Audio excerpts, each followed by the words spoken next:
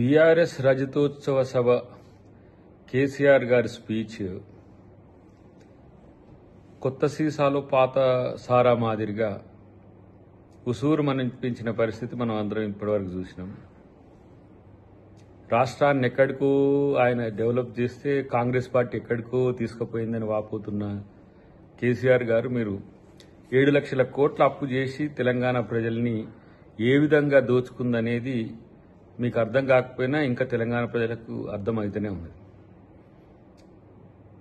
మీరు చెప్పిన ఏ పథకాలు చేయలేదని చెప్పిండ్రో ఆ పథకాలకు సంబంధించిన సమాచారం కూడా మీ దగ్గర లేకపోగా ఈరోజు రైతు రుణమాఫీ నుంచి ఉచిత కరెంట్ నుంచి ఉచిత గ్యాస్ బండ నుంచి ఉచిత బస్సు నుంచి మొదలు పెడితే ఇవాళ పెద్ద ఎత్తున రాజీవ్ యువ వికాసం పేరు మీద స్టార్టప్స్ సంబంధించి కానీ ఇతరాతర కార్యక్రమాలు ఇవాళ మేము చేస్తున్నవి మీ కళ్ళకు కనపడలే. ప్రత్యేకించి బీసీ బిల్ చేసినాం, ఎస్సీ కేటగరైజేషన్ చేసినాం. చరిత్రలో భారతదేశంలో ఏ ప్రభుత్వం ఇయ్యని సన్నబియ్యం పథకాన్ని ఈరోజు చేస్తే అవి చెప్పడానికి నోరు రాదు మీకు. ఎందుకంటే మీకు దొరికిన 2-3 అంశాలను వాటిని ముందు పెట్టి ప్రజల ముందు పెట్టి అయినయా అంటే నీ ప్రజలు అయినా అని ఎందుకు చెప్తారు? నీ జనమేనా? నువ్వేం చెప్తారో వాళ్ళు అదే చెప్తారు. నీ ఒక్కని స్పీచ్ కొరకు ఇన్ని రోజులుగా తెలంగాణలో ఉన్న మీ పార్టీ నాయకులను అటు వరంగల్లో ఉన్న వాళ్ళని ఎన్ని తిప్పలు పెట్టిండ్రు. ఎడ్ల బండ్లు అన్నారు, సైకిళ్ళు అన్నారు. మీ ఒక్కరి స్పీచ్ కొరకు ఇన్ని రోజులు వినలేదని చెప్పి కొత్తగా ఏదో మాట్లాడుతుండ్రని చెప్పి అలా వరంగల్ ప్రజలనే కాదు తెలంగాణ ప్రజలంతా కూడా హింసరాజుగా హింసించిన మీ యొక్క స్పీచ్ చూస్తే ఇంకెప్పుడు మీరు మారుతారు? ఎక్కడున్నాడు రేవంత్ రెడ్డి గారు? ఎక్కడున్నది కాంగ్రెస్ పార్టీ? ఎక్కడ ఉన్నది రాహుల్ గాంధీ ఆలోచన విధానం? మీరు ఎక్కడ ఉన్నారు? నిన్న భారత్ సమ్మిట్లో చేసిన రెజల్యూషన్స్, హైదరాబాద్ డిక్లరేషన్కి సంబంధించిన రెజల్యూషన్స్ అర్థమన్నా తెలుసా మీకు కనీసం?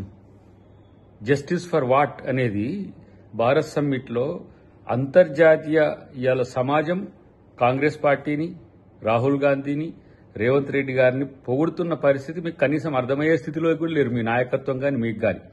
కాబట్టి ఇలాంటివి పాత చింతకాయ పచ్చడి స్పీచ్లు విని తెలంగాణ ప్రజలకు బోరు కొట్టింది కేసీఆర్ గారు. ఇంకెందుకు ఇలాంటి మీరేం ప్రజలు రెచ్చగొడితే రెచ్చిపోవడానికి ఏం సిద్ధంగా లేరు. కాబట్టి తెలంగాణ ప్రజలు తెలంగాణకి ఏం కావాలని కోరుకుంటున్నారో తెలంగాణ కాంగ్రెస్ పార్టీ చేస్తుంది, రేవంత్ రెడ్డి గారు చేస్తుండ్రు. కేబినెట్ కూడా అంత మొక్కవని దీక్షతో నిరంతరం పనిచేస్తున్న క్రమాన్ని చూసి తట్టుకోలేక ఈర్ష్యతో చేసిన కామెంట్స్ ఉన్నాయి తప్పితే ఇంకొకటి కాదు.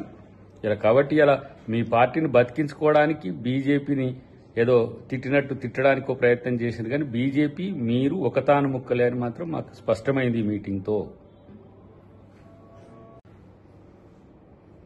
ఇవాళ రాష్ట్రాన్ని ఆర్థిక అధోగతి పాలు చేసి ఆర్థిక విధ్వంసం వైపు నువ్వు తీసుకపోతే దాన్ని గాడిలో పెట్టుకుంటూ తెలంగాణ ప్రజలకు ఒక సంరక్షకుడిగా ఇలా రేవంత్ రెడ్డి గారు చేస్తున్న ప్రయత్నం మీలాంటి వాళ్ళకి కనబడదు. ఎందుకంటే మీరు ఫామ్ హౌస్లోనే ఉంటారు కాబట్టి మీకు మీ మీడియా, మీ సోషల్ మీడియా, మీ ఇన్ఫ్లుయెన్సర్స్, మీ ప్రాపగండా టీం చెప్పిందే మీకు తెలుస్తుంది.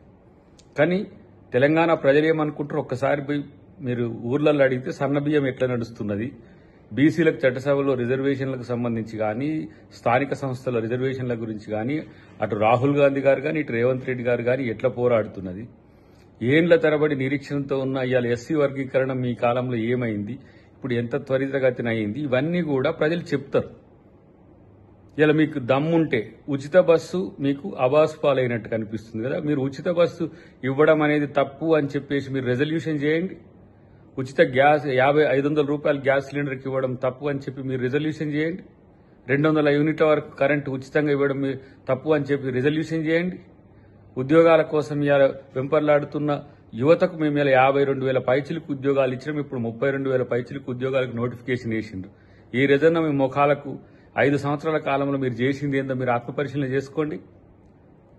పరస్పరం ఏమంటారు కదా, స్వయం డబ్బా పరనింద, ఇది తప్పితే మీ దాంట్లో ఏముందనేది మీరు ఆలోచించుకోవాల్సిన సందర్భం వచ్చింది.